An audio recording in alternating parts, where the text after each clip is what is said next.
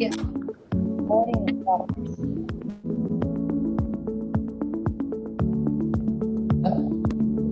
Udah berkecam.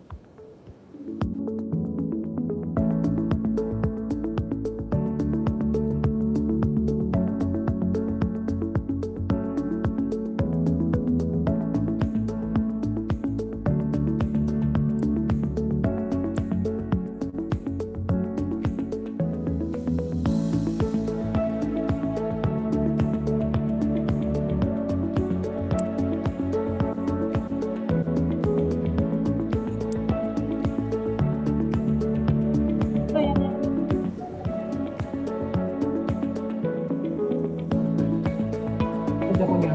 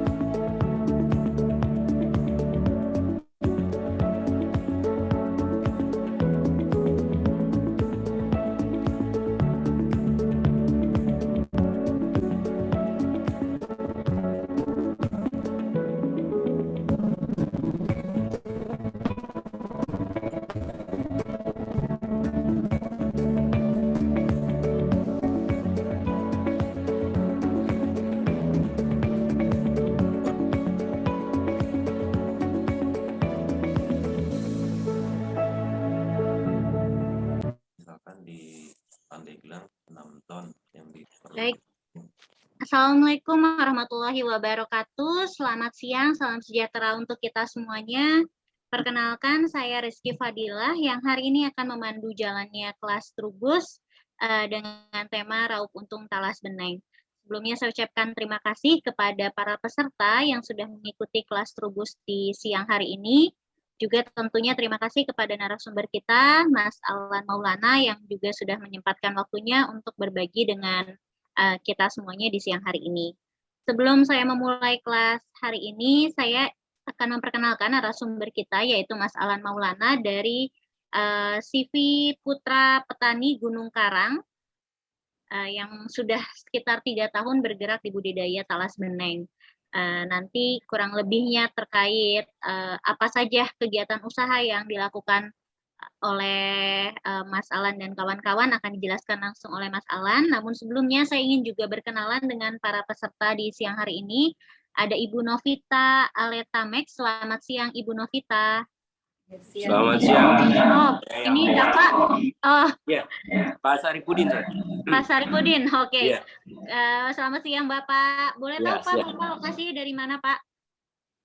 Kebetulan saya bermitra dengan CP Putra Petani Gunung Karang atau PPPK. Baik, baik. Ya. Siap, Pak. Berarti sudah mulai budidaya juga ya, Pak? Kami sudah budidaya, alhamdulillah udah 3 lokasi. Wah, alhamdulillah. Mudah-mudahan bisa juga nanti semakin luas lagi. Baik, amin, terima kasih Pak Saripudin. Sama-sama. Ibu Sri Ambarwati, selamat siang Ibu Sri.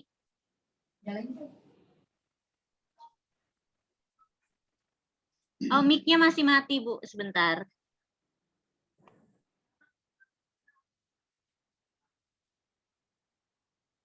Oke, sudah bisa?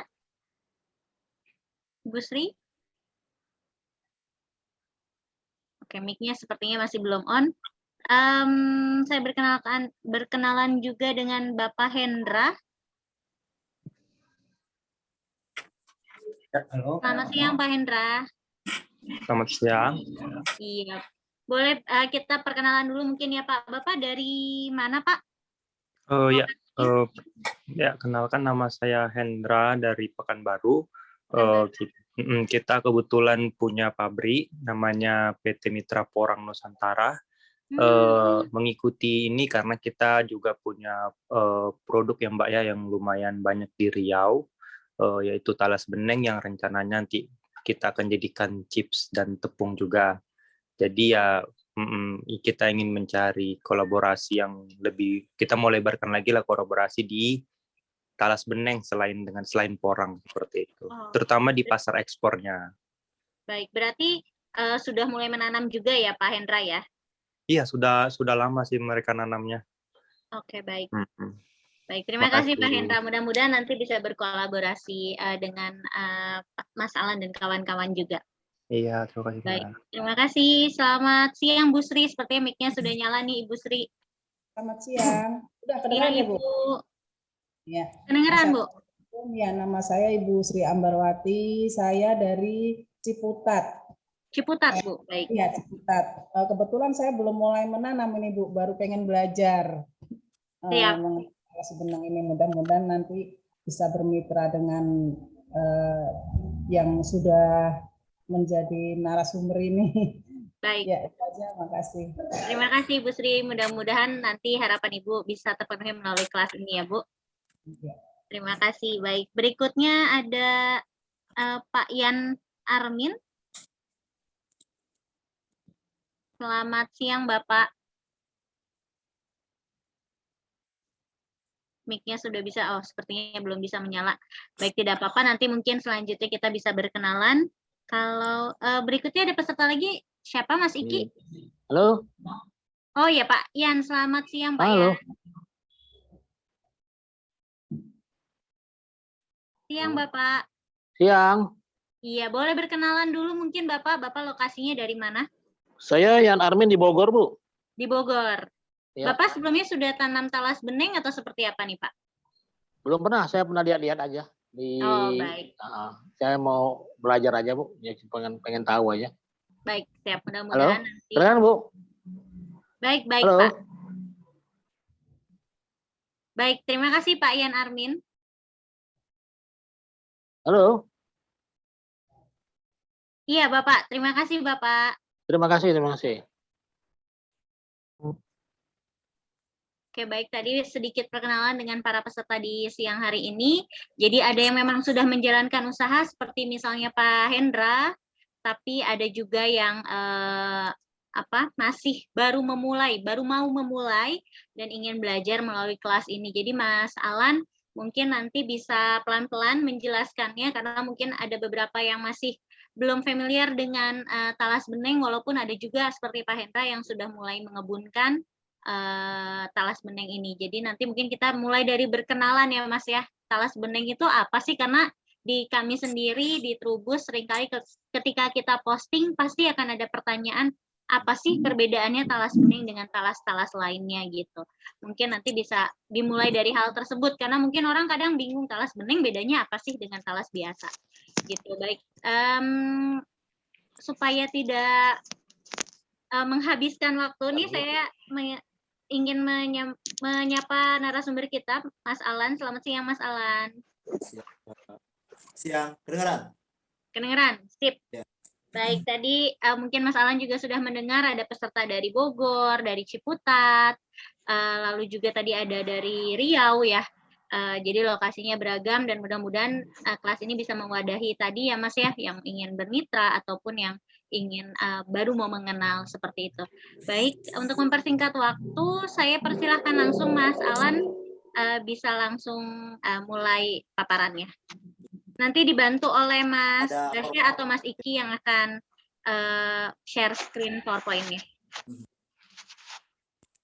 Bisa mulai? Ya. Bisa dibantu di-share Mas Iki atau Mas Basya?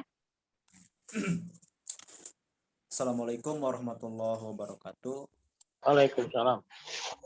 Bapak-bapak, ibu-ibu.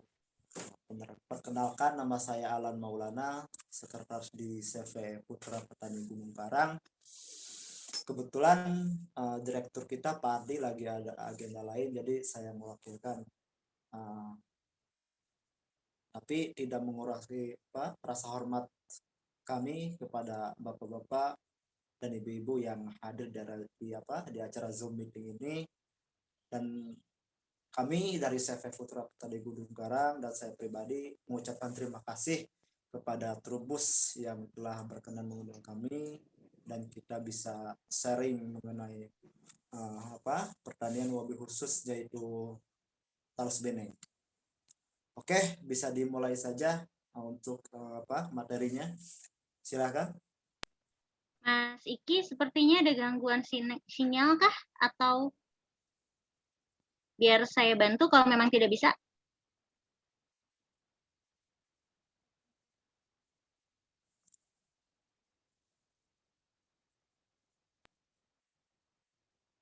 Sudah terbuka? Lagi loading. Belum Mbak Kiki, coba. Sebentar, mohon maaf. Iya, iya. Baik, Mas Basya atau Mas Iki yang akan share screen? Atau mau saya yang share? Ya, boleh Mbak Kiki. Sudah tampil? Sudah, Ya, boleh tampil. di slideshow.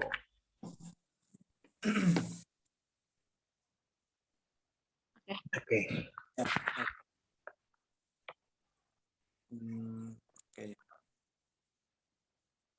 Ya baiklah, kita akan memaparkan mengenai Talas Beneng ya. Tadi ada pertanyaan, apa sih perbedaan Talas Beneng dengan talas yang lain ya? Yang pertama itu kan perbedaan Talas Beneng itu dengan talas lain itu dia dari umbi dan si daunnya dari tekstur lebih lembut, dan dari umbinya itu dia di atas permukaan tanah, terus dia itu dalamnya kuning. Kata beneng itu berasal dari kata bahasa Sunda. Apa sih artinya tuh? Bener dan koneng.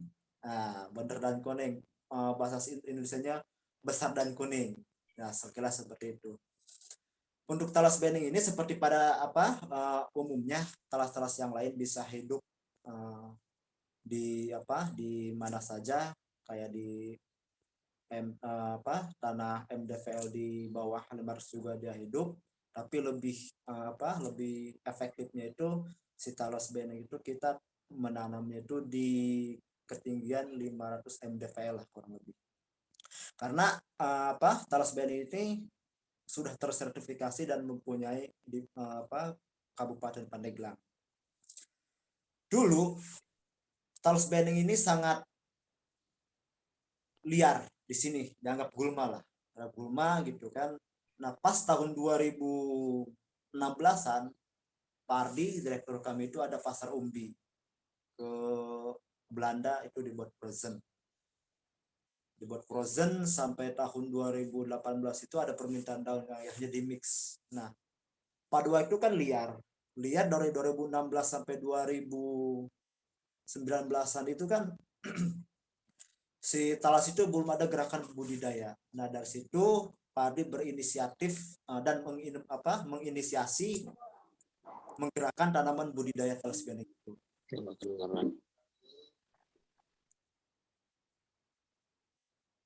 Oke, lanjut.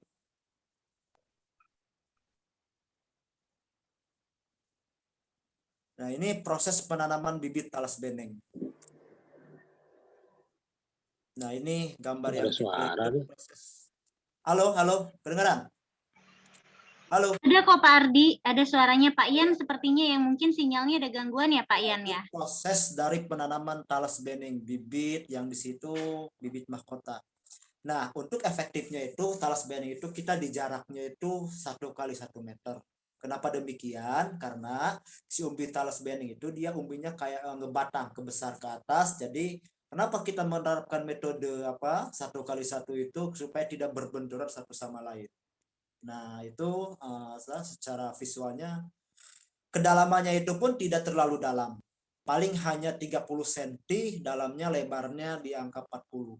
Karena si talas beneng ini dia ke atas, waspada penanamannya itu waktu pengurukan tanah ke pas ditanamnya itu jangan terlalu dipendam, dia hanya cukup dikubur, yang penting si itunya ketutup.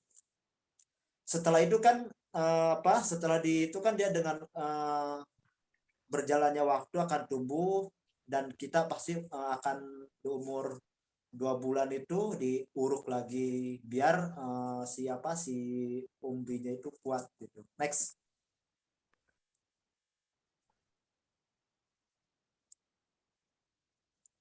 Nah, ini masyarakat dan pemerintahan Kabupaten Pandeglang, Akadis Kabupaten Pandeglang sedang menggerakkan tanam budidaya talas beneng, di mana di situ ada bibit mahkota yang ditanam. Next. Nah, ini di sini ada foto tanaman talas beneng setelah tanam di usia 2-3 tahun, 2 bulan. Nah, ini prosesnya itu sedang pengurugan kembali, melanjutkan apa yang tadi ditanam. Nah, di situ tinggal diuruk dan bersihkan. Next.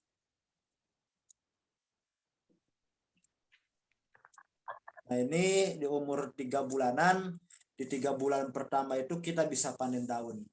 Panen daun. Nah, untuk panen daun, kita itu berbicara panen daun itu kan bukan dilihat dari lebar atau kecilnya si daun itu, namun si daun yang kita panen itu dia itu indikatornya itu pertama yang harus hijau pekat, yang tua lah. Lebih bagusnya lagi di dalam pohon itu sampai menguning, karena untuk menghasilkan kualitas grade A itu tergantung dari bahan bakunya yang kita rajang. Next. Nah, ini proses penanaman. Nah, itu proses pemanenan daun talas beneng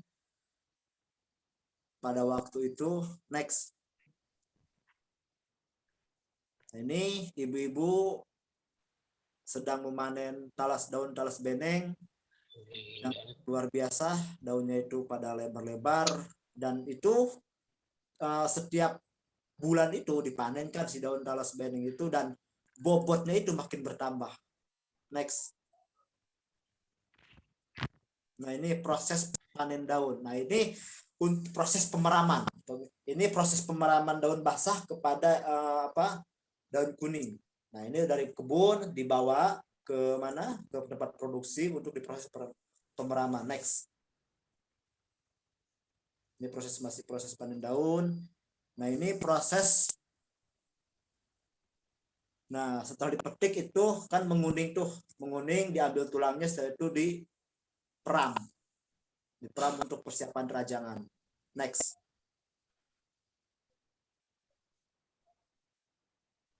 Dengan diikat supaya tidak tertata rapi, itu proses pemeraman, ambil menunggu kuning. Nah, ini udah masuk yang kategori kuning, namun si kuning itu belum maksimal gitu. Next. Nah, ini ibu-ibu sedang memproses itu. Nah, ini pada waktu kedatangan, nah ini ibu-ibu lagi proses penyayatan atau penyayatan si tulang. Si tulangnya itu karena si tulangnya itu terlalu kadar airnya tinggi, dan kata informasi dari Barik itu yang ada tulang itu nggak masuk karena si tulang itu terlalu itu zat itunya pahit lah bahasa itunya. Ini proses. Next. Nah, ini juga lagi proses penyayatan daun yang alhamdulillah kita juga sudah dikunjungi sama Bupati Kabupaten Pandeglang, Ibu Hajah Irna Narulita Dimyati. Pada waktu itu beliau ke sini silaturahmi, karena kita di sini selain usaha, dan kita memberdayakan ibu-ibu sekitar, masyarakat sekitar, supaya di era pandemi ini kan ekonomi yang masih bertahan di pertanian. Makanya dengan adanya talas beneng ini kita bantu support. Next. Ini proses pemeraman daun dari yang hasil panen tadi dibawa tempat produksi. Setelah itu pemeraman untuk menunggu kuning. Nah, itu tuh ya proses hasil rajangan yang di plastik itu. Next. Nah, ini sama proses pemeraman dan perajangan daun. Next. Nah, itu setelah dirajang, ditaruh ke bahasa kitanya krek, kalau di Jawa kan kalau nggak salah irik. Setelah dirajang, kita masukkan ke apa? Ke krek di sini mah kalau di bahasa Jawanya irik ya. Irik untuk dijemur. Proses penjemuran itu tergantung kita penyimpanan ketebalan di apa? Di kreknya dan tingkat kepanasannya. Semakin tipis semakin cepat keringnya itu. Next.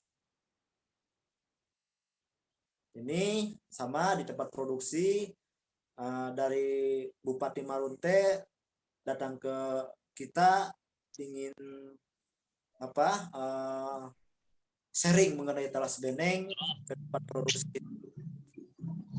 Next.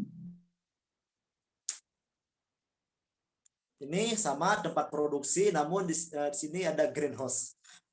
Greenhouse itu supaya kita di kala musim hujan di sini kita memakai greenhouse. Greenhouse supaya kita tidak inilah. Metode penjemuran itu kan ada dua, supaya tidak repot itu yang pertama greenhouse, yang kedua oven. Tapi di oven juga pun kita harus dijemur ulang karena untuk memaksimalkan terutama dari aroma. Nah, next. Ini sama pemeraman. Mengenai pemeraman kita ada dua metode. Yang pertama itu kan digantung seperti itu, yang kedua digulung. Nah, kalau digantung seperti itu kita bisa melihat dan mengontrol secara jelas itu mana yang layak. Maksud saya yang layak di rajang itu kan posisi daun kuning. Nah, kalau misalkan di posisi digulung itu kita harus rajin-rajin menyurtil dan membuka gulungan. Dan jangan salah, si daun talas beneng ini sangat sensitif terhadap air uap. Nah, itu akan menyebabkan busuk. Kalau digulung itu kan kita lebih rajin-rajin menyurtil membuka gulungan itu. Nah, kalau yang digulung itu kan kita melihat kapasitas produksi. Kalau kapasitas produksinya itu belum mumpuni untuk kayak digantung seperti itu, yaitu tinggal kita kembalikan kepada yang produksi, enaknya seperti apa dan bagaimana. Next. Nah, proses penjemuran daun talas beneng. Nah, itu seperti yang saya tadi bilang mengenai setelah ambil tulangnya gitu kan, digulung dan dirajang. Setelah dirajang itu dimasukkan atau ditaruh di tempat penjemuran namanya krek kalau di Jawa kalau asalnya irik untuk dijemur. Next. Sama itu. Next. Nah, ini sama proses penyimpanan kepada krek kalau di kita, kalau itu irik ya, penyimpanan krek untuk dijemur itu kalau misalkan kita penyimpanan hasil rajangan itu seperti yang saya tadi bilang, kalau tipis itu cepat kering, kalau tebal itu kita harus pisahkan. Duhur itu di pagi jam 9 dirajang itu duhur kita balik. Indikatornya kita untuk kering itu setelah diremas hancur. Itu proses itu yang goal itu dari hasil itu. Next. Nah, ini proses penjemuran.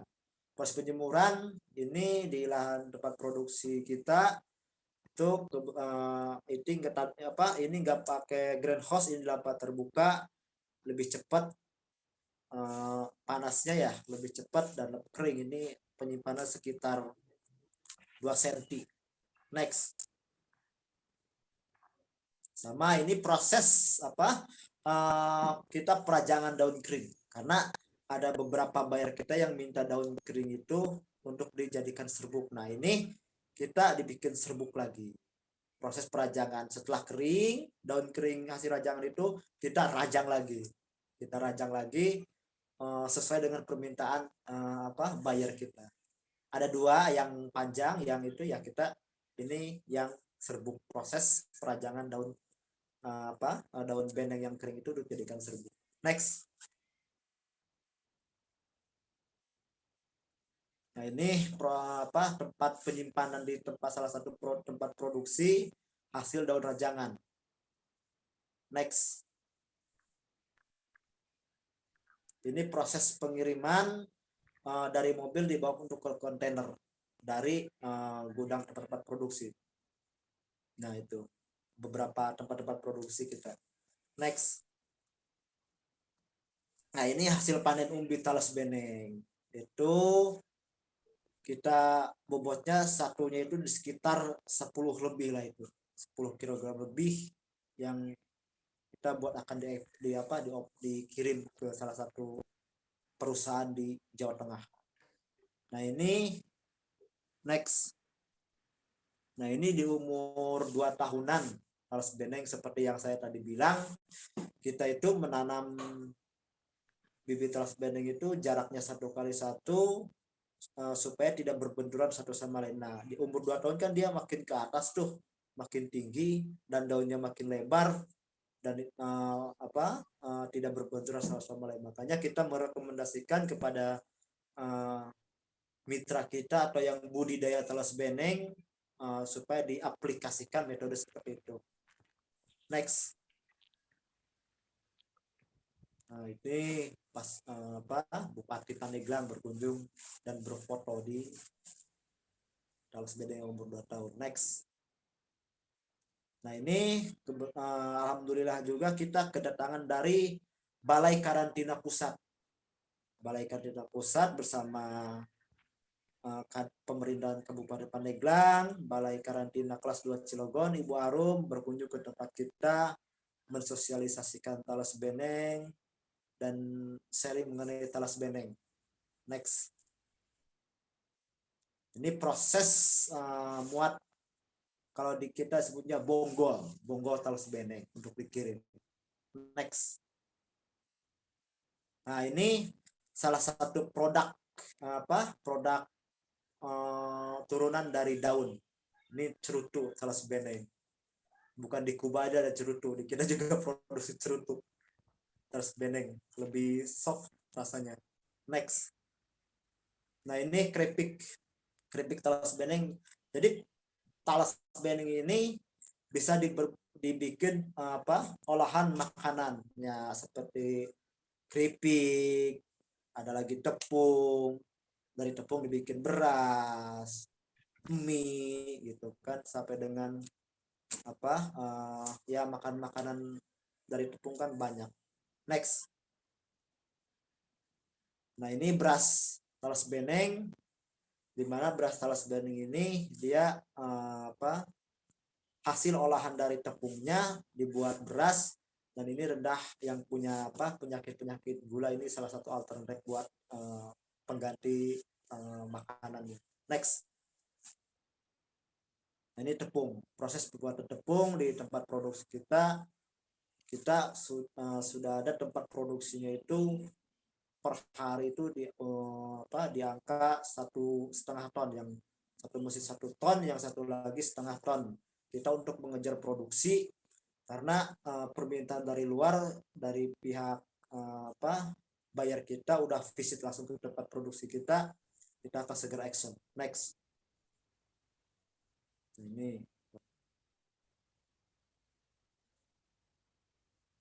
karung yang kelas berapa yang sudah dijadikan tepung dan dimasukkan ke karung. Oke, next.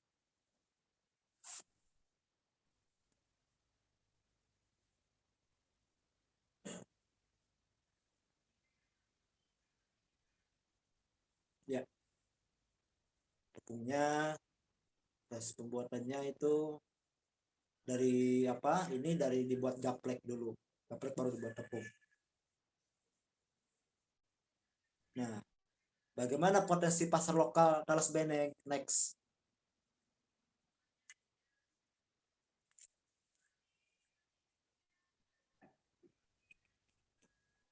Ya, next. Tidak ada, Pak. Loh, nggak ada.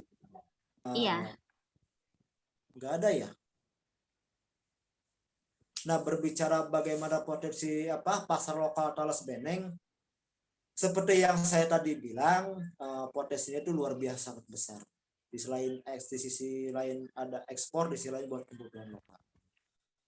Dari perusahaan lokal kayak Saung Talas Bogor itu minta chipnya ke kita, terus dari yang lebih ini lagi Bogasari. Kita tahu perusahaan Bogas itu kan perusahaan Bonafit.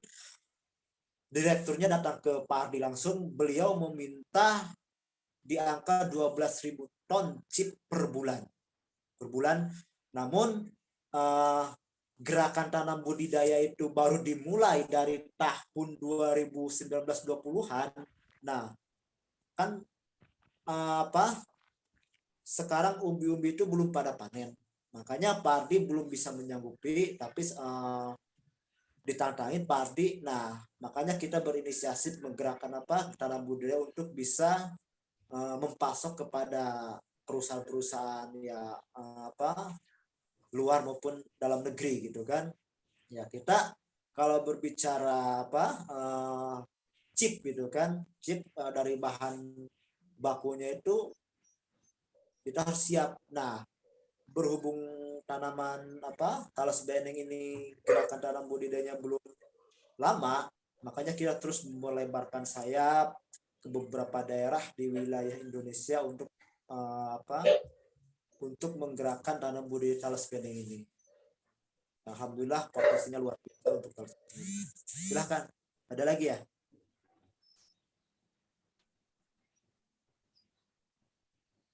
Ya Mbak. Halo. Karena Iya, ini sudah pertanyaan berikutnya, Mas. Oh ya. Nah, mengenai potensi ekspor. Nah, potensi ekspor itu Pak Ardi tahun 2016 itu ada permintaan umbinya buat dikirim ke Belanda itu dibentuk frozen. Tahun 2016 itu seperti yang saya tadi bilang, ini banyak di kaki Gunung Karang karena di sini habitatnya. Itu ada permintaan umbinya, ya dulu itu nggak usah nanam, orang yang di kebun-kebun di masyarakat sekitar juga kayak Gunung Karang itu di kebunnya banyak. Ya dulu itu si umbinya itu ya dianggap gulma lah, di mana orang-orang itu nggak belum peduli lah terhadap talas beneng. Yang alhamdulillah pada ada pasar talas beneng itu mulailah itu Pardi itu waktu dulu itu waktu talas beneng banyak liar itu di kebun-kebun itu, yang punya kebun dikasih rokok sebungkus saja itu, ambil aja itu, ambil aja semuanya. Orang itu nggak bahasa Sundanya ngehalangin, namanya gulma gitu kan, karena talas beneng itu cepat pertumbuhannya ya. Kalau sekarang kita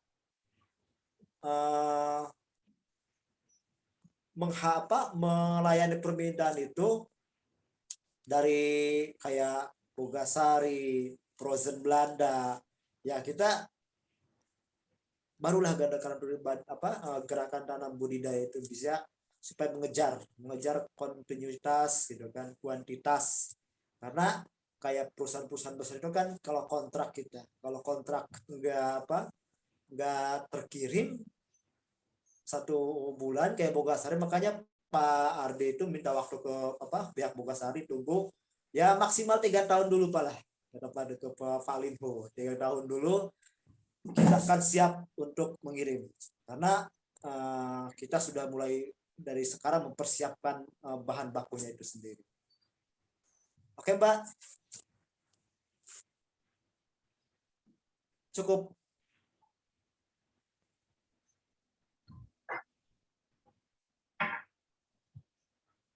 Ini mungkin sedikit bisa dipaparkan, Mas Alan. Iya. Bisa di ini nggak? Di Zoom di. Nah itu potensi ekonomi dan peluang pasar. Nah, awal perangkatan dari Juhut itu kan, nah itu per bulan 20 ton. Pengiriman dari Juhut ke Malang itu diekspor ke Belanda per bulan dalam 20 ton itu. Dari 20 Juhut itu di salah satu kecamatan di Kabupaten Pandeglang, salah satu kelurahan. Diekspor itu dalam bentuk chipnya dalam bentuk frozennya ke Belanda. Kita mengirim ke salah satu perusahaan di Malang itu dalam bentuk gelondongan. Oke, berikutnya permintaan ekspor ke Belanda itu per bulan makin meningkat. 70 sampai 90 ton untuk umbi basah. Ya dengan rata-rata per minggu itu kita 16 ton lah. Permintaan terus meningkat dari ukuran umbi 5 sampai 40 gram per batang gitu kan. Nah, pengembang dengan membuka peluang bermitra dengan petani lainnya dan terbentuk CV Putra Petani Gunung Karang. Jadi kita untuk biar lebih profesional, kita Pak Ardi membuat CV yang namanya CV Putra Petani Gunung Karang, membuka kemitraan supaya, kenapa tujuannya membuka kemitraan, karena supaya gerakan danau budidaya itu biar meluas, supaya kita memenuhi permintaan dari buyer kita. Nah, permintaan dalam negeri dalam bentuk daun kering telah yang dirajang untuk ekspor ke Australia 300 ton. Itu terus meningkat. Setelah ke Belanda, ke Australia, kita juga ada dari Amerika.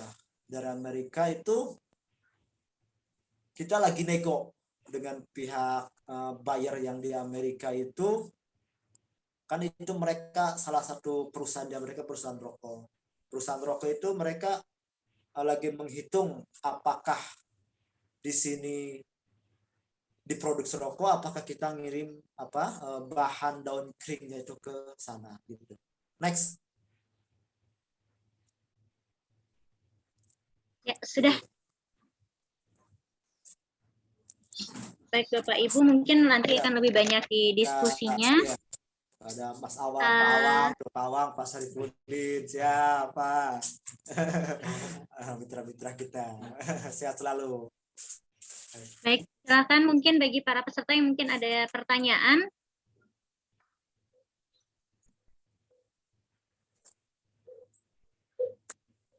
Yang ingin bertanya kepada Mas Alan terkait tadi potensinya atau seperti apa, ada yang masih kurang jelas terkait proses budidaya, nanti juga materinya akan kita share di grup yang lebih teknisnya, tapi silakan bagi yang ingin bertanya mungkin bisa langsung.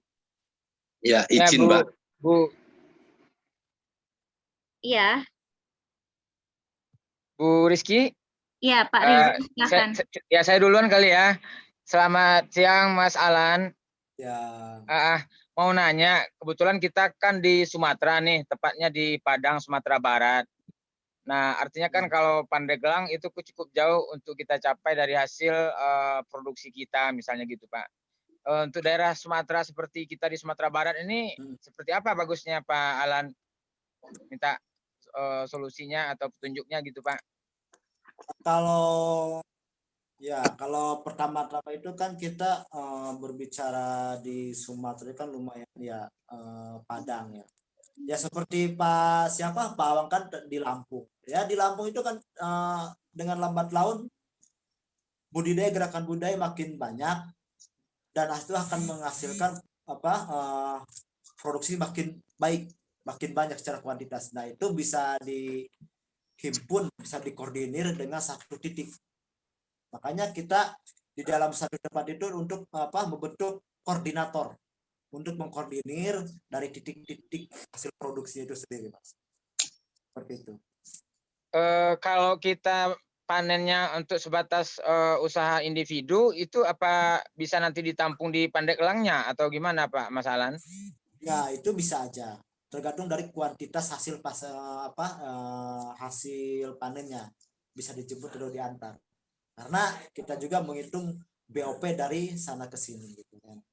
Makanya kita sedang merencanakan untuk titik-titik di mana supaya mobilisasi barang itu hasil panen itu supaya strategis itu kan. Kita sedang merencanakan.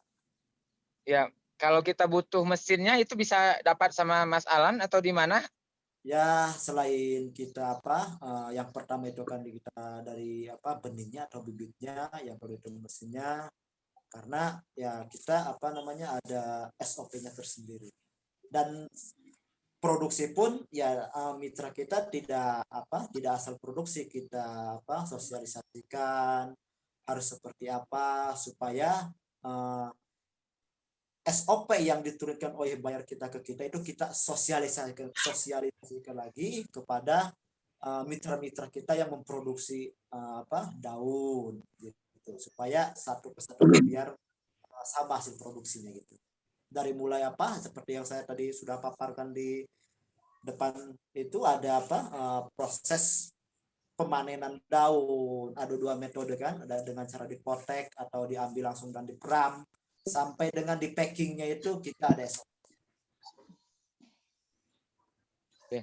Terakhir Mas Alan, itu dalam proses budidaya apa nggak ada pemupukan atau bentuk-bentuk penanganan lain, misalnya penyiangan gulma dan semacamnya, gimana Mas? Ya, kalau berbicara pemupukan ya pasti semua semua tanaman, semua tumbuhan itu kasih makanan tambahan ya, namanya makhluk hidup ya, pasti mereka harus dirawat, diurus gitu kan supaya hasilnya bagus. Pemupukan itu yang pertama yaitu ya kita rekomendasi itu pupuk organik.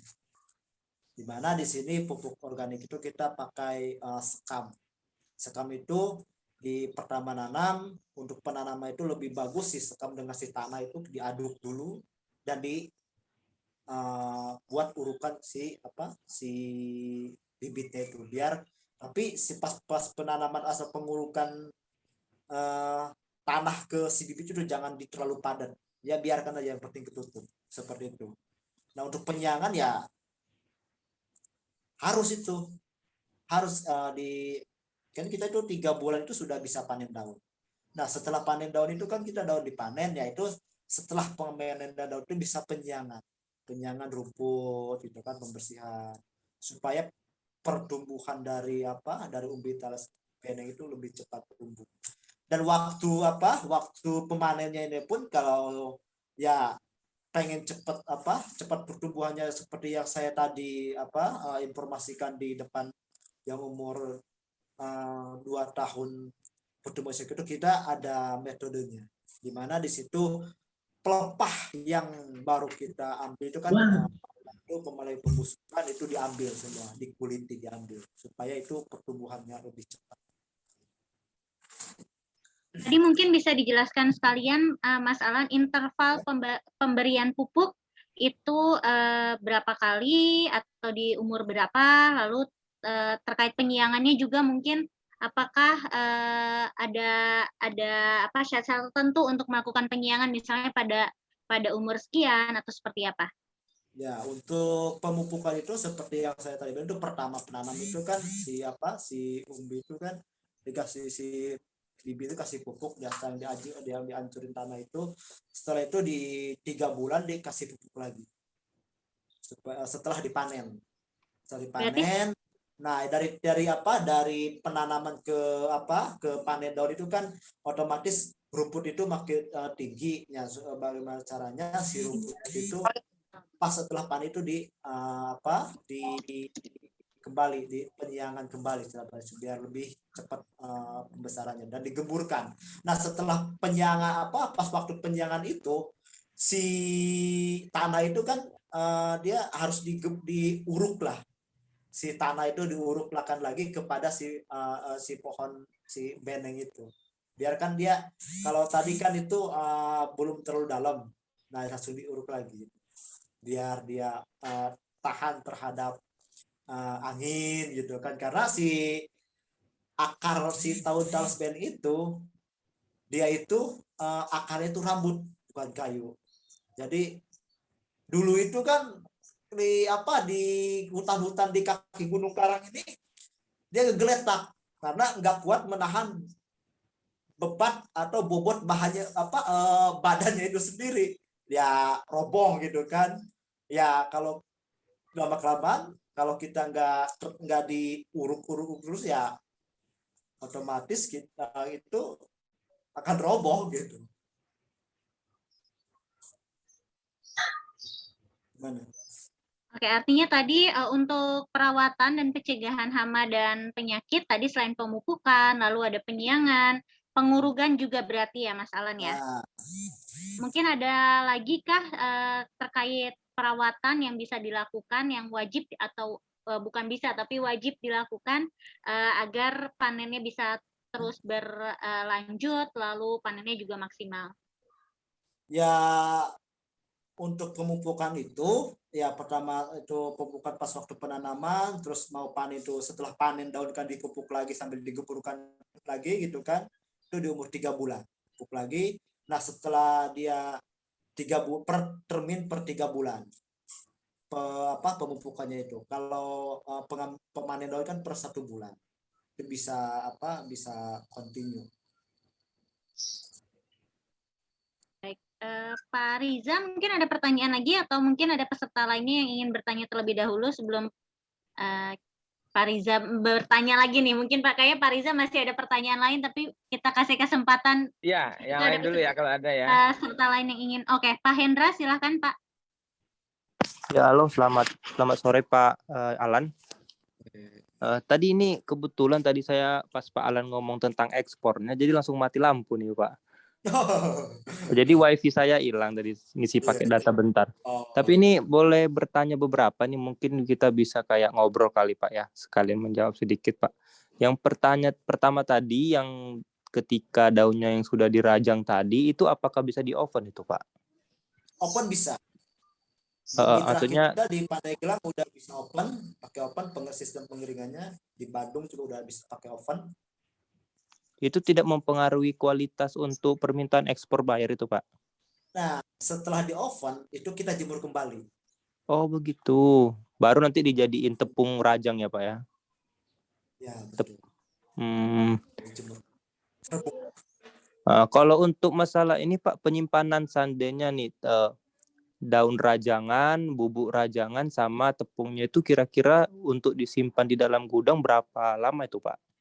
Bisa bertahan di gudang? Kalau berbicara kekuatannya, itu daun itu di angka 1 tahun juga. Kalau proses pembuatannya itu dia hasilnya gold, itu akan tetap dia tidak basi lah, tetap dia akan mengeluarkan aroma yang sangat wangi. Oh siap aroma ya Pak. Ya, Kalau jangan ininya terlalu Pak? lembab. Di tempat jangan terlalu lembab untuk alasnya itu dikasih alas, jangan bersentuhan dengan kalau di plastik ya seperti yang saya tadi informasikan di depan tadi kan di belah itu kan ada disimpan di plastik, setelah itu kan ditumpuk-tumpuk itu. Yang penting itu tidak tidak lembab ya, bersentuhan dengan si lantai. Ada palet lah gitu penyimpanan. Ketika udah di packing Pak ya? Ya betul. Kalau itu Pak, tepung rajangan sama tepung umbi gimana itu Pak? Penyimpanannya berapa lama itu? Kalau tepung umbi itu dia kuat sampai 6 bulan juga kan kuat. Bahkan bisa. Yang penting kita proses penyimpanannya itu. Oh itu ya Pak ya. Kayak saya kira paling cuma 2 bulan, rupanya ternyata cukup lama ya Pak ya. Ini terakhir Pak, pertanyaan terakhir nih Mbak ya. Tadi kan Bapak bilang ada mention tuh tentang kebutuhan chips Bogasari itu Pak, butuh sekitar 12.000 ton per bulan ya. Terus ada juga frozen umbi, ada juga tepung juga ya Pak ya, permintaan buyer luar. Nah kalau boleh nih Pak kita, kalau boleh Pak, ini kan kita udah di kapasitas pabrik ini Pak. Mungkin bisa itu dibantu gitu kerjasama kita Pak untuk jadi produsennya juga di wilayah Riau. Kebetulan pabrik kita kan, kebetulan pabrik kita kan sebenarnya produksi kita porang, tapi sama fungsinya untuk dijadikan chips dan tepung. Nah di sini juga di Riau kita juga sudah punya komunitas petani untuk suplai bahan nanti ke pabrik kita ini Pak. Kira-kira saya bisa kontak gimana nih Pak? Boleh kita bisa habis ini bisa kontak saya. Pak Ardi secara langsung, biar hasilnya saya informasikan ke Pak Ardi, informasi hasil dari webinar ini. Nanti saya kontak Bapak lewat mana nih Pak? Bisa nanti kita akan invite di grup juga kan ya Pak? Oh siap. Hendra, nanti ada kontaknya di grup, nanti bisa mungkin silakan melalui grup ataupun Japri terkait tadi kerjasama hal tersebut. Ya siap, semoga bisa kerjasama Pak Alan dengan pabriknya, perusahaannya. Makasih Mbak, itu aja, terima kasih. Tidak ada pertanyaan lain Pak Hendra mungkin tadi kaitannya dengan budidaya? Kalau untuk budidaya itu saat ini itu tadi sih Pak, lebih concern ke sirkulasi hasil panen biar berkelanjutan, itu masih penasaran sih. gimana kita biar bisa tidak kehabisan bahan baku nanti untuk pabrik, lebih ke situ strategi yang Justru tepat itu, untuk justru itu. Makanya kita gerakan budidaya itu untuk supaya bahan baku itu tidak kekurangan. putus. Iya benar. Iya siap ya. Kalau perusahaan Bonafit kayak Bukasari kan mereka Butuh memproduksi terus ya. tepung contohnya tiap hari itu 1 ton lah, yaitu 1 ton. Kalau tidak itu kan mereka Putus nanti. kelimpungan. Itu dia benar. Iya. Ya. Ya itu. Makasih Pak Alan. Itu aja Bu Rizky. Nah, Baik. Berarti tadi mungkin bisa dibahas sedikit Pak Alan terkait tadi mungkin itu kaitannya dengan pengaturan tanam berarti ya Pak ya, supaya terus kontinu itu skala ekonomisnya baiknya itu di berapa ribu meter misalnya untuk di awal atau seperti apa, mungkin bisa sekalian dibahas Pak Alan. Nah, mengenai ekonomisnya itu pertama itu kan untuk penanaman biasanya dalam 1 hektar itu kan 10.000 karena 1 kali 1 meter jaraknya. Nah, untuk nilai ekonomisnya pertama kita dari daun dulu. Dari daun, nah panen pertama itu kan di angka 3 bulan.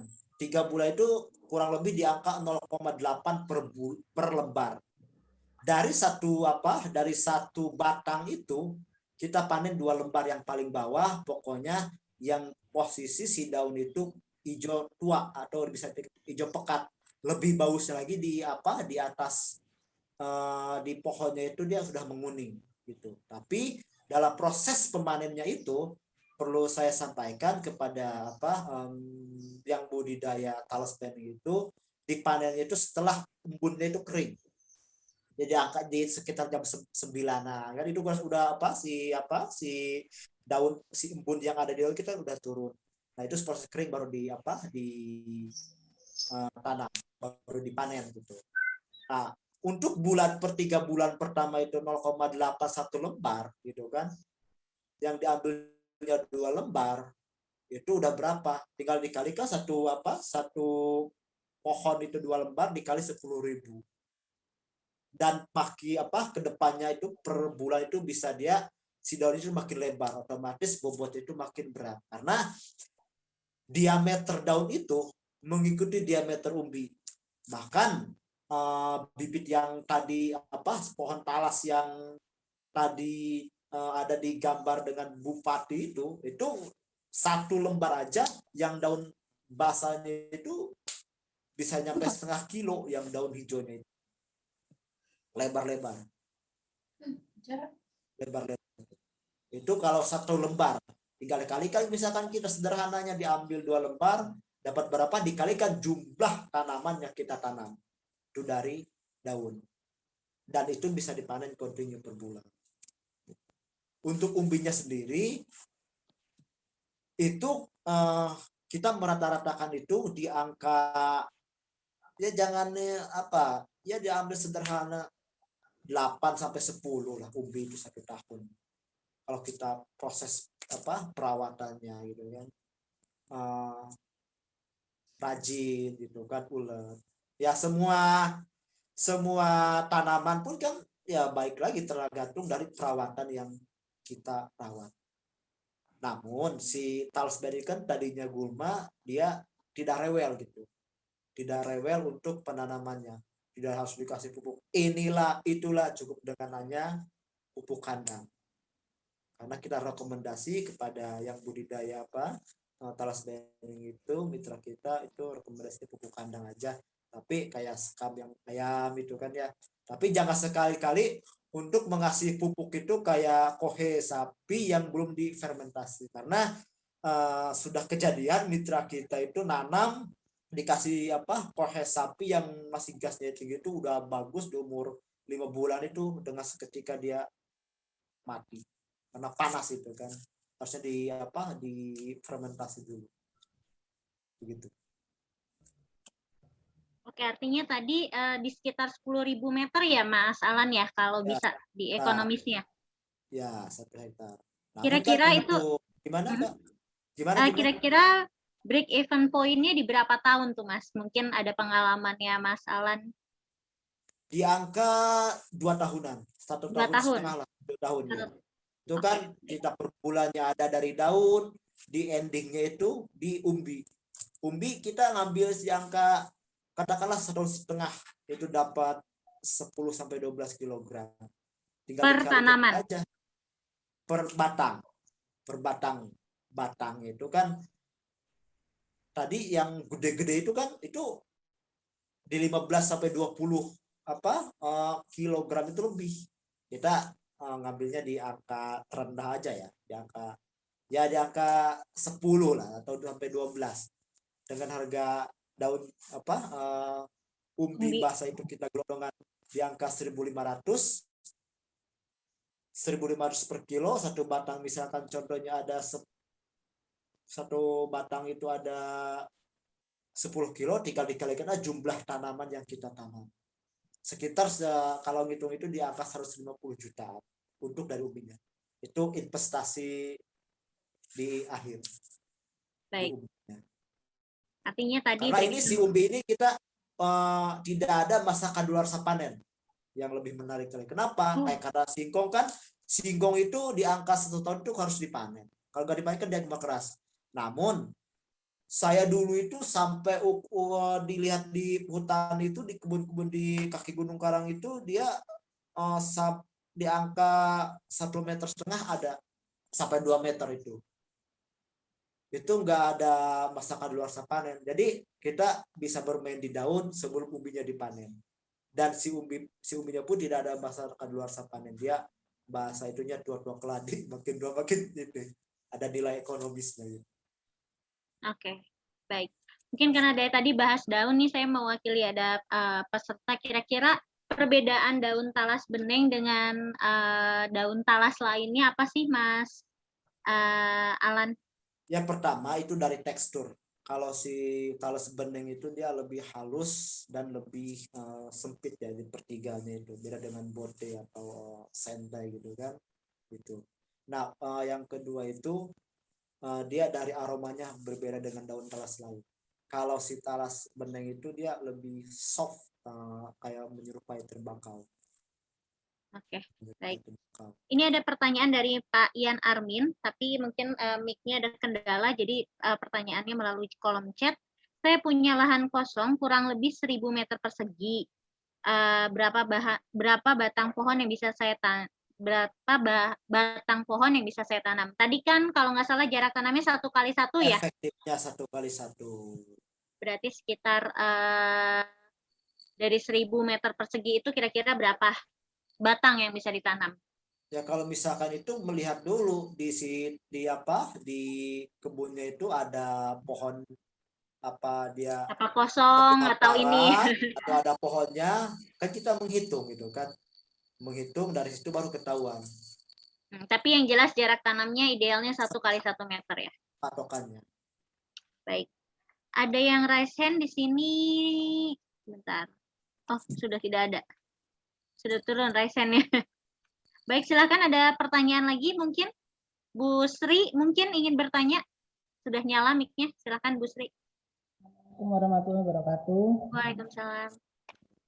Kebetulan saya ini baru banyak nonton di YouTube ini mengenai talas boneng ini ya. Dan ternyata ini pionirnya di Pandeglang gitu. Nah, saya mau nanya, kalau saya mau budidaya talas boneng ini harga bibit per batangnya berapa itu ya, Mas Alan? Kalau harga bibit itu kita ada 2 jenis, ada bibit mahkota dan bibit standar. Halo? Ya, halo. Kita ada 2 jenis, ada bibit mahkota dan bibit standar. Bibit mahkota itu di angka 1.500 dan bibit standar itu di angka 2.500. Biasanya yang kita bibit sumber dari bibit yang sumber dari penangkaran di tempat kita, di bibit dari habitat, jadi bibit unggul. Ya biasanya yang diperlukan itu yang mahkota apa yang mana itu ya, Mas Alan? Kalau berbicara mahkota sama standar itu kan seperti yang saya tadi bilang, perkembangan diameter daun itu mengikuti diameter umbi, gitu kan. Nah, kalau mahkota kita lebih cepat hasilnya. dan Oh, bobot daun itu lebih cepat.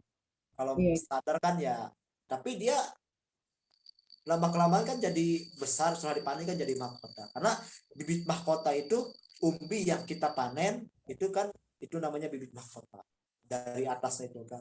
Jadi Oh, ya bibit itu kalau budidaya cuma hanya 1 kali, kedepannya kita punya bibit sendiri gitu. nggak usah beli bibit lagi ya. Nggak usah beli bibit lagi, orang ada kok dari hasil panen kita ditanam lagi. Lalu perlu untuk awal mula penanaman itu perlu pengolahan tanah terlebih dahulu atau gimana tuh Mas Alam? Kalau itu ya namanya ini si tanaman dia apa namanya yang pertama itu di tanah yang terbilang lembab, ya nggak terlalu terik matahari gitu, nggak terlalu panas karena dia di habitatnya dari kaki gunung yang dataran tinggi. Tapi seperti kayak di Lampung tuh Pak Awang itu luar biasa walaupun di datarannya rendah itu, karena ya baik lagi digemburkan lagi tanahnya, Iya. dirawat baik gitu. Kan saya lihat ada tuh yang di bawah-bawah pohon jati atau pohon-pohon yang lain. Ya emang itu habitatnya kan dulu itu kan nama tanam liar, dia hidup berbarengan dengan pohon apa aja Iya. gitu kan, pohon apa aja gitu kan, dia hidup gitu kan. Ya, perkembangan pertumbuhannya itu gimana dengan yang ditanam di tanpa naungan sama ada yang naungan itu apa sama? Kalau berbicara apa naungan itu dengan yang apa nggak ada naungan itu lebih itunya, dia yang ada naungannya tapi tidak terlalu tertutup, terlalu terbuka.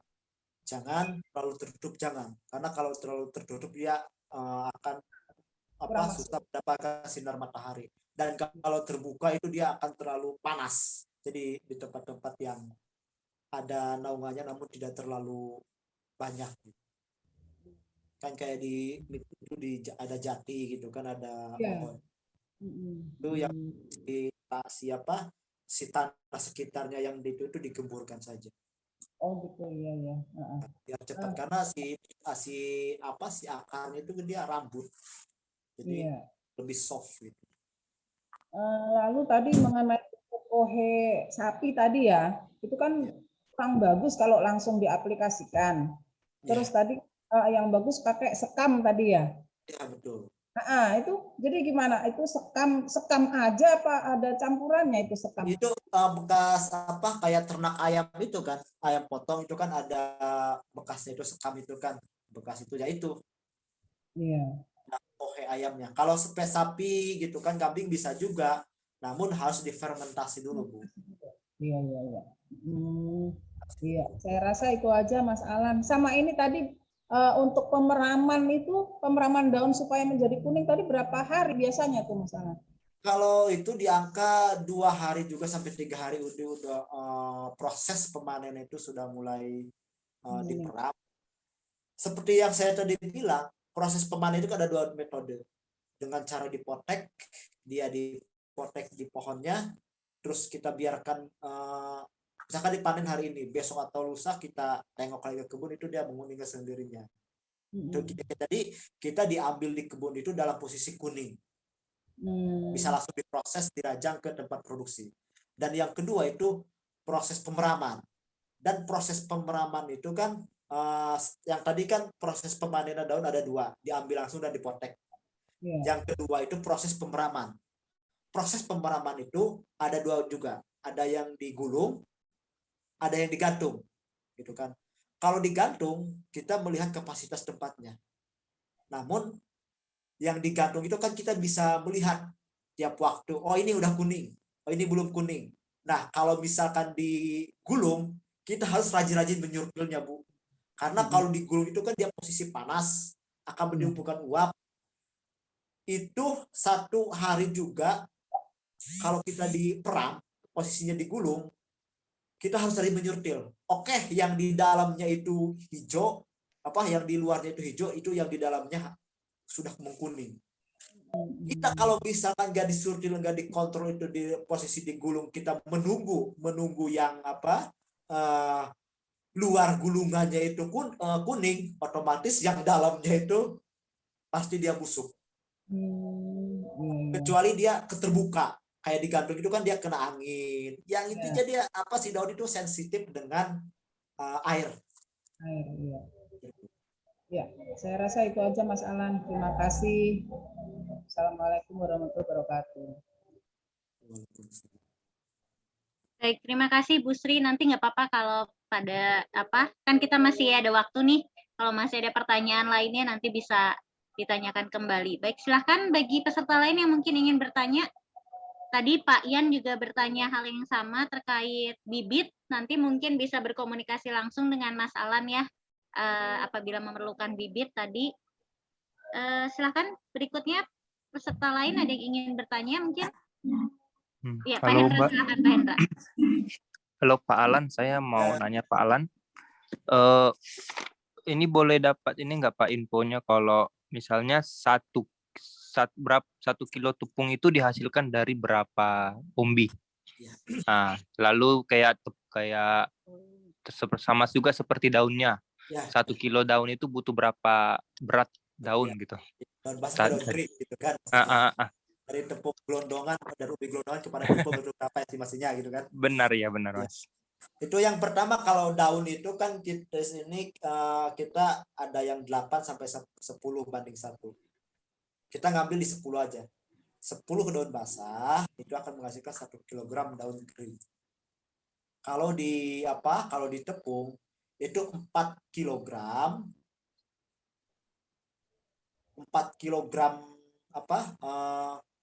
umbi basah itu perbandingannya 1 kg tepung. Perbandingannya seperti itu. Kan sebelum di tepung itu kan ada 2 tahapan. Dijadikan chip dulu. Setelah dijadikan chip baru di tepung. Nah, rendemen dari umbi basah ke chip itu 4 banding 1. Namun rendemen dari chip kepada tepung itu tidak terlalu signifikan. Paling di angka graman lah. 10 kilogram daun bukan daun chip, yaitu paling seperempat lah rendemen jadi tepungnya. Dikit juga ya Pak ya dari 10. Nggak terlalu signifikan kalau misalkan dari chip pada tepung. Namun dari umbi basah kepada tepung itu kepada chip itu di angka 4 sampai 5 kg. Oh, berarti tadi 1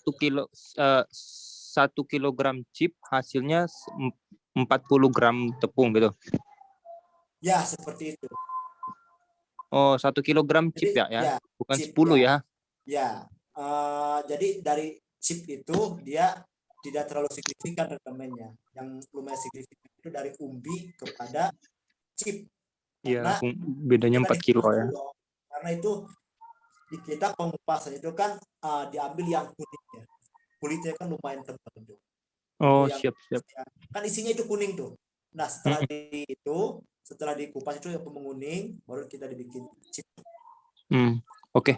Saya coba pastikan lagi Pak ya, 1 kilogram chips itu sama dengan 40 gram tepung, betul ya? Tidak terlalu signifikan. Tapi yang kalau masalah daun tadi, 8 kg daun basah itu menghasilkan 1 daun kering yang sudah dirajang. 10 lah, ya. Nah, di situ kita dalam posisi sebelum dirajang itu kan ada proses pembuangan tulang. Oh, benar ya Pak ya. Saya. Iya, siap. Itu aja Pak. Terima kasih Pak. Baik, terima kasih Pak Hendra. Tadi Pak Riza ya mau bertanya lagi. Pak Riza silahkan. Oke, Mas Alan, ini nambah pertanyaan nih.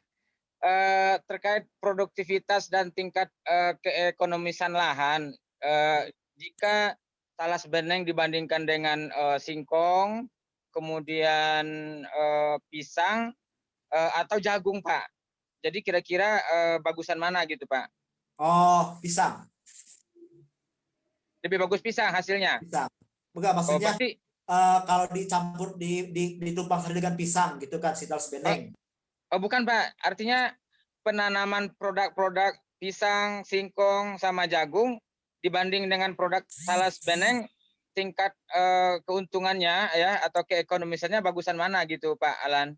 Ya kalau seperti kalau kita kan Thales Band ya. Thales Band ini kan seperti yang saya tadi bilang, udah saya informasikan dari hasil daunnya segitu dan hasil dari hasil umbinya segitu gitu kan.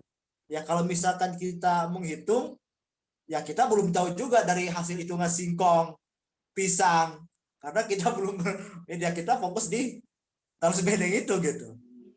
Oh, Tapi kalau kita ditanam kayak Thales Band itu kan kita ada di bulanan dan ada di akhirnya itu di angka 1,5 lah. Dulu Ya. di angka 150 juta. kalau tumpang sari dengan pisang berarti bisa ya karena itu semacam ada naungannya gitu. Ya, tumpang sari dengan pisang Ya. lebih bagus ya karena pisang itu kan lebih adem. Si tanah itu kan dia lebih gembur dan ya kalau dengan singkong dia itu kan singkong tersendiri lebih keras itu kan. Iya. Sudah bisa. Tadi Ya. idealnya untuk penanaman paling kecil berapa meter persegi Mas Alan? 10.000 tadi. 10.000 Bu Eki? Jaraknya itu 1 kali 1 meter. Bukan luas tanah ideal Ekonomisnya untuk ya. ya Ya kalau berbicara ekonomis 10.000 kita meter. ya di angka 10.000 itu masuk ya di angka 5.000 berapa itu kan ya tergantung kita perawatannya juga. Ya berarti Di daun lebih kalau kurang kita ngolah sendiri lebih kurang setengah sampai 1 hektar lah ya Pak ya untuk minimal penanaman gitu ya. Oke, gitu aja Bu Rizky. Terima kasih. Pak Alan. Baik. Ya. Silakan Pak, nanti kalau ada pertanyaan lanjutan boleh. Tadi Pak Yan sudah nyalakan kamera tapi nyalakan mic tapi sepertinya keluar dari Zoom Instruksi, lagi. Mbak. Ya, silakan Bapak. TCM Lampung Timur, instruksi. Ya, Assalamualaikum warahmatullahi wabarakatuh. Selamat siang, salam sejahtera buat kita semua. Bang Alan, juga wabil khusus, Kang Ardi, semoga sehat. Ini perkenalkan, nama saya Mr. Awang dari Thales Jaya Makmur, Lampung Timur, Indonesia. Alhamdulillah, pada kesempatan siang hari ini bisa berjumpa kembali dengan rekan-rekan tentunya lewat video conference ini ya. Bang Alan sehat kan? alhamdulillah, Pawang kabarnya.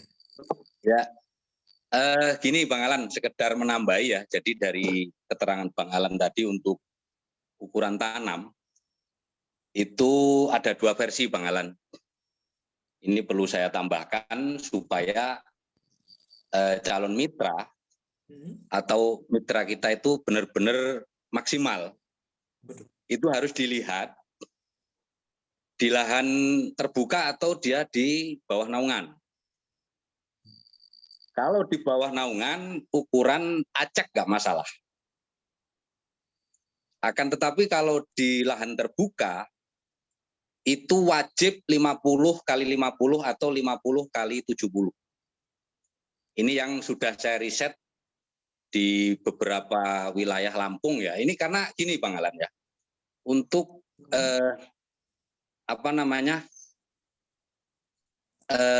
iklim itu jelas berbeda.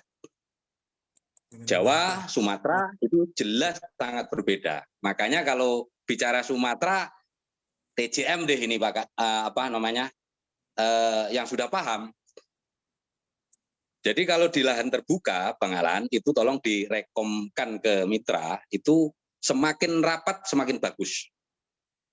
Dan memang talas ini habitat aslinya bergelombol tanpa ada jarak.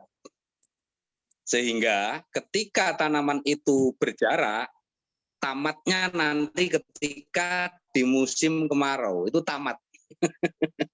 Nah ini yang akan menjadi problem nanti ketika di musim kemarau. Itu pasti tamat, daunnya akan habis. Karena TJM sudah melalui proses satu musim sehingga kita paham betul untuk iklim di Sumatera. Nah itu Bang Alan ya dan rekan-rekan semua. Yang kedua mengenai chip kering. Chip kering tadi Bang Alan bilang ada penyurutan. Sebenarnya enggak Bang Alan. Sesuatu yang kering dia tidak akan berubah bobot. Jadi sesuatu yang sudah kering itu tidak akan merubah bobot. Chip kering sekilo ya dibuat tepung jadi sekilo. Itu. Ini tambahan. Yang ketiga, ini mudah-mudahan nanti kita harus fokus ke sumber market Bang Alan. Sumber market di kita ini supaya tertata bagaimana. Tadi Bos Ardi juga sudah kontak ke saya, terutama untuk di daerah-daerah. Karena di daerah ini perlu diketahui daun ini kan mudah busuk. Sehingga kalau sektor daerah tidak dibangun, maka takutnya mitra itu nanti akan terjebak. Terjebaknya gimana? Oh, saya panen kok cuma 1 kintal, 2 kintal, nanti mau dibawa kemana? Nah ini perlu digarisbawahi. Sehingga mitra ini benar-benar terarah bagaimana pengembangan budidaya talas bening ini supaya bisa sukses. Dan alhamdulillah Bang Alan, TJM itu sudah mitranya itu ada 500 sampai 600 petani tersebar dari Lampung sampai Aceh. Nah, inilah yang perlu diketahui. Jadi sekedar tambahan saja, mari kita bersama-sama untuk memajukan sektor ketahanan pangan kita ini. Sebenarnya talas ini memang layak disebut ketahanan pangan yang real gitu loh. Kenapa? Talas tidak perlu diproses melalui pabrikasi, dia sudah bisa dikonsumsi. Benar nggak Bang Alan? Nah ini, jadi ketahanan pangan yang perlu dibomingkan itu talas. Murah, ketika kita kekurangan pangan, petani tinggal bawa cangkul, diambil telurnya, direbus, langsung bisa dimakan. Nah itu. Mungkin itu Bang Alan. Kalau pertanyaan lain nggak ada, hanya ada 2 tambahan itu tadi. Jadi ketika lahan terbuka, dia harus rapet. Bahkan saya sudah eksperimen lahan di 30 kali 30. Ternyata umbinya tidak berpengaruh. Bisa ada yang 10 kilo, ada yang 15 kilo. Tidak berpengaruh. Justru ketika lahan terbuka, kita tanam dengan ukuran jarang, nah ini yang beresiko. Karena dia butuh kelembapan. Butuh kelembapan. Di bawahnya itu butuh lembab. Makanya habitat aslinya berkelompok atau bergerombol. Nah itu. Demikian mungkin untuk yang belum kenal, Mr. Awang dari Lampung Timur menyapa Anda. Terima kasih.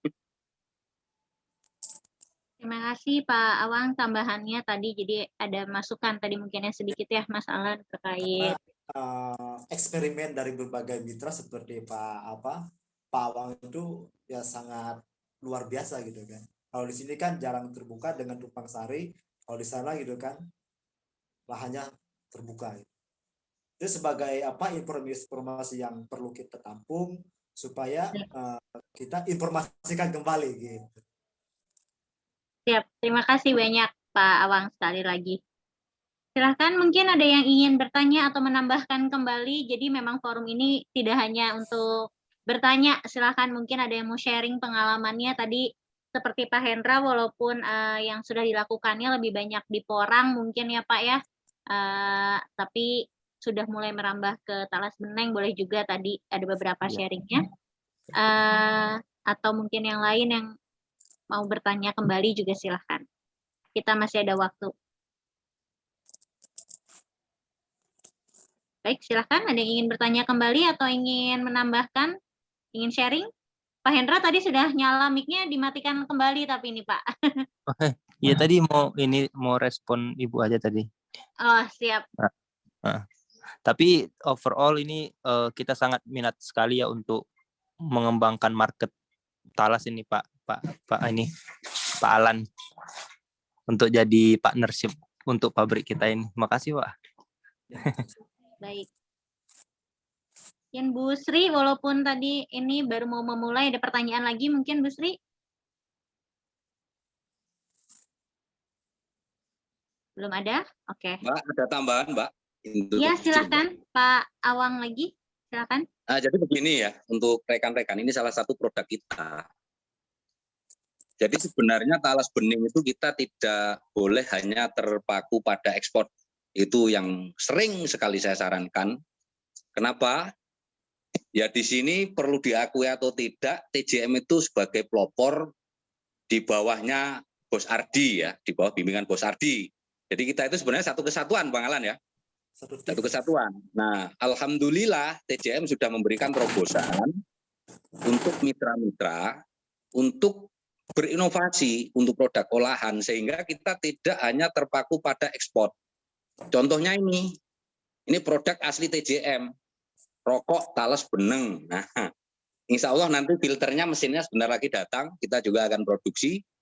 Bahkan kita juga memproduksi kompos, memproduksi POC, pakan ternak, dan lain-lain. Nah, ini yang perlu diedukasi kepada setiap mitra dimanapun Anda berada.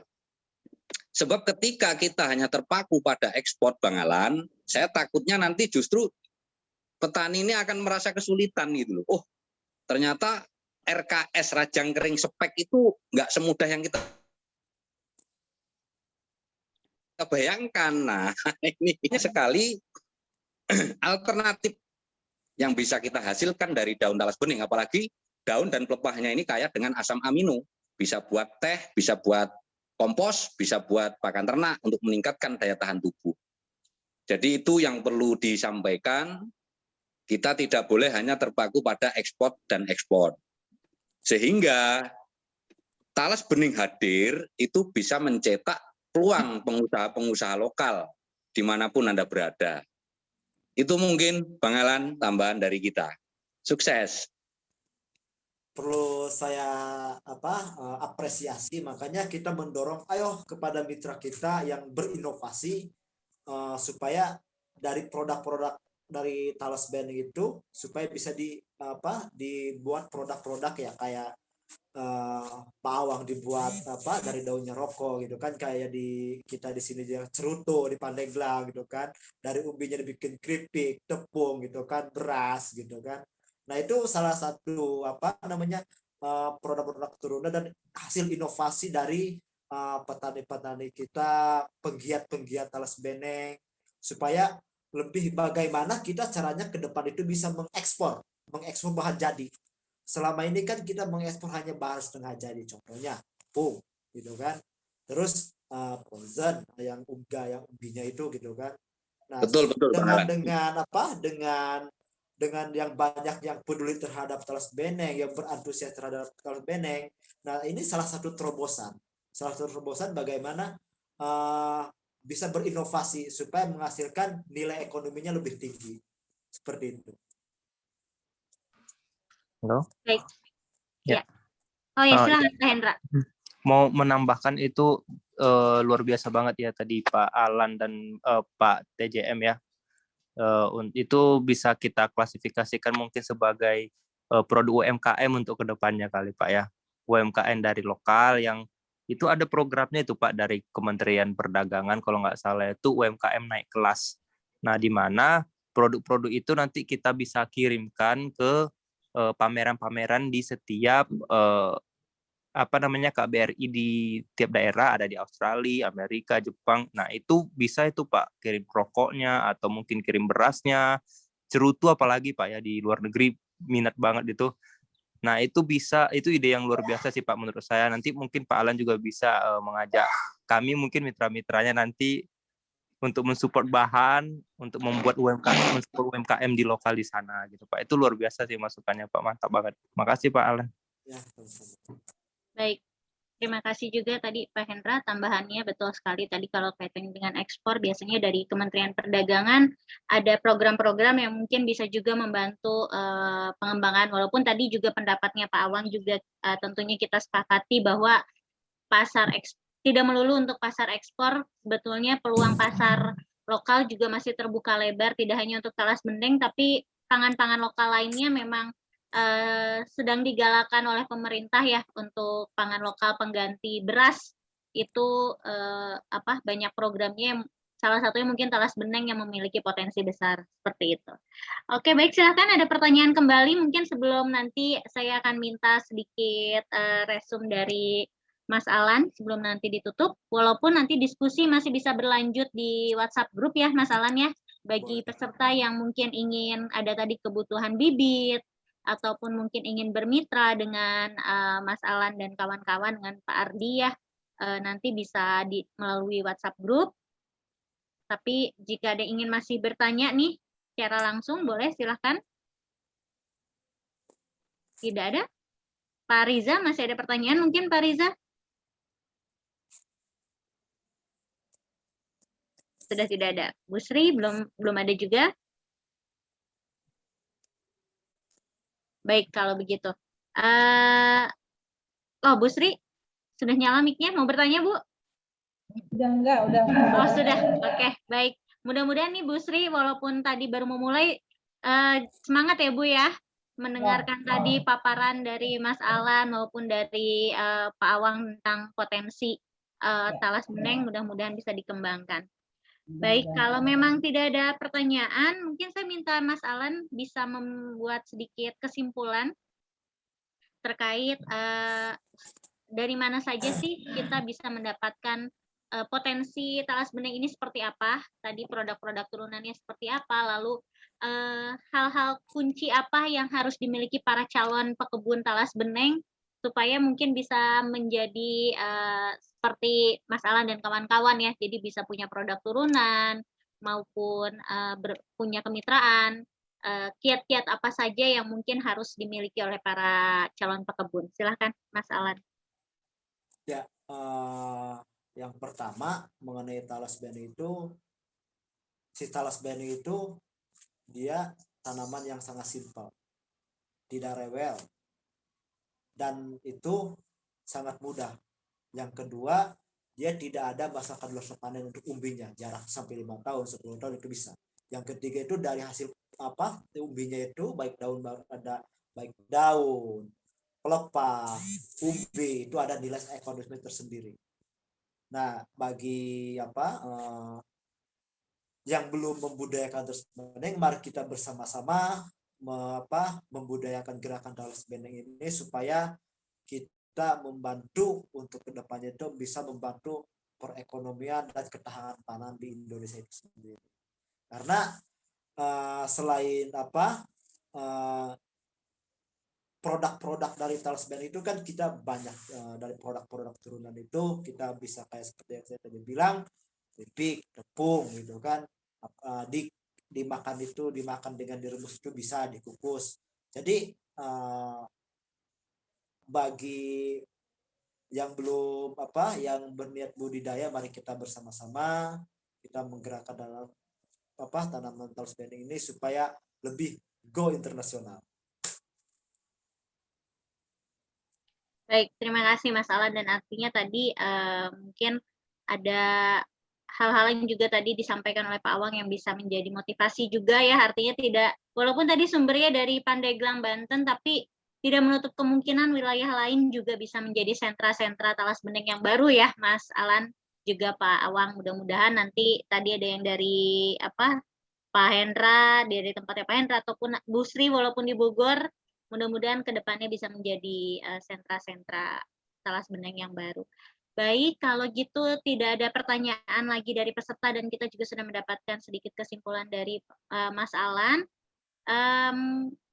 Untuk diskusi lebih lanjut bisa melalui WhatsApp group maupun nanti bisa langsung kontak ke Mas Alan dan teman-teman dari CV Putra Petani Gunung Karang yang nantinya mungkin akan bermitra maupun untuk pembelian bibit dan lain hal.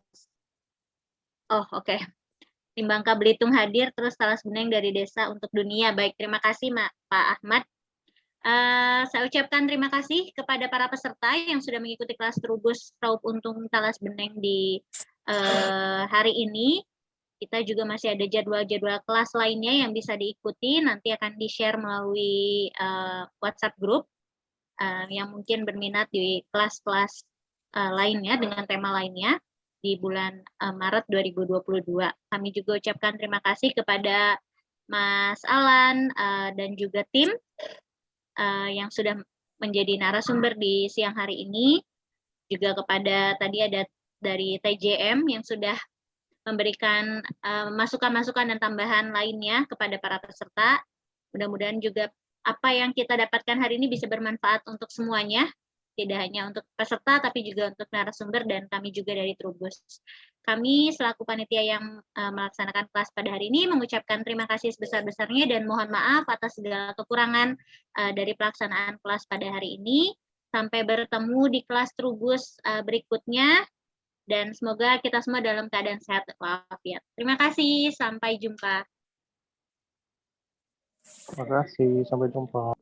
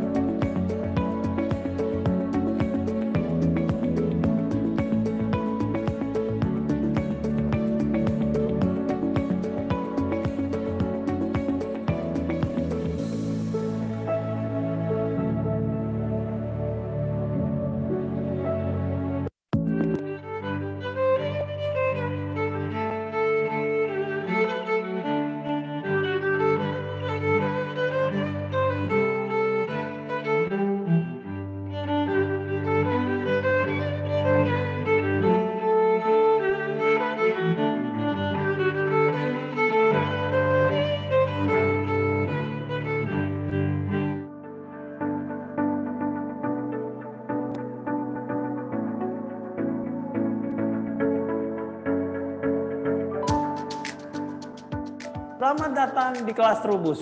Kelas Trubus adalah brand Trubus Bina Swadaya yang melakukan kegiatan pelatihan dan pendampingan agribisnis secara online maupun offline. Kelas Trubus menyajikan materi secara lengkap untuk semua kalangan. Dikemas dengan materi yang mudah dipelajari dan dipraktekkan, kelas Trubus siap menjadi sarana pembelajaran bagi siapapun yang ingin belajar dari ahlinya.